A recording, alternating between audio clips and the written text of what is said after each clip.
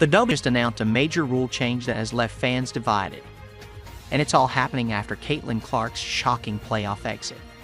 Commissioner Kathy Engelbert dropped a bombshell that starting in 2025, the league will introduce a new finals format.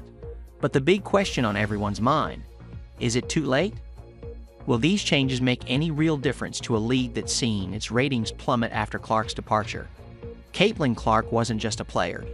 She was a phenomenon, shattering 62 records, packing arenas, and sending TV ratings soaring. When she hit the court, the atmosphere was electric. Her style of fast-paced, high-scoring, and team-centric basketball transformed the league. But the moment she left the playoffs, it all came crashing down.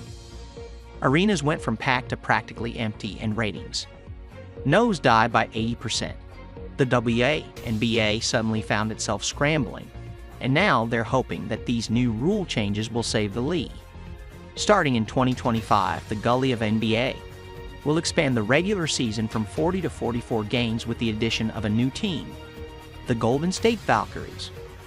Plus, the finals format will shift from a best-of-5 to a best-of-7 series.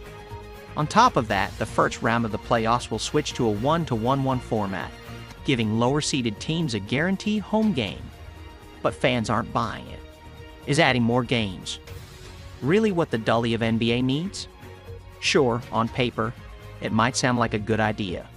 More games, more revenue. But what about the issues that truly matter to fans? What about player safety, officiating, and the lack of excitement on the court? Caitlin Clark didn't just draw viewers, she changed the way people saw women's basketball. She brought excitement and edge to the game, turning it into must-see TV. With her gone, the WNBA is facing the crisis. Fans want more than just longer seasons.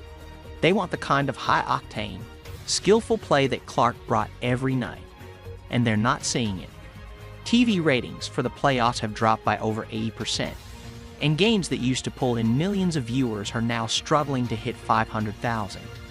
The league's decision to make these rule changes feels more like a last-ditch attempt to stay relevant rather than a well-thought-out strategy to grow the game. The problem isn't just fewer games. It's a lack of star power, excitement, and competitive balance. Clark's exit showed just how much the league relied on her, and these rule changes won't bring that magic back. One major concern is player safety. Fans have been vocal about the lack of fair officiating, especially during key moments in the playoffs. Remember when Clark got poked in the eye during a crucial game and no foul was called? That's not just bad officiating. It's dangerous, and yet the league seems more focused on expanding games than on protecting its players. Even Clark's Rookie of the Year award didn't get the recognition it deserved. No big ceremony, no fanfare, just a phone call and a practice gym. Is that how you celebrate a player who single-handedly kept the lead afloat? Now, with these new rules in place, the WNBA is banking on the hope that more games will somehow fix the underlying issues. But fans aren't convinced. They want a league that listens to them, that protects its players, and that provides thrilling basketball. More games don't mean more excitement. Without the right stars, rivalries, and officiating, these changes could backfire, leading to more player injuries and frustrated fans. It feels like the WNBA is in denial. Instead of addressing the real issues, they're putting a band-aid on a broken leg, hoping fans won't notice. But the truth is clear, without Caitlin Clark, the lead is struggling. The Clark effect was real, and unless the WNBA finds a way to recreate that magic, it risks fading into irrelevance. So, what do you think? Are these changes enough to save the league, or is it too little, too late? Let us know in the comments, and don't forget to like, subscribe, and turn on notifications.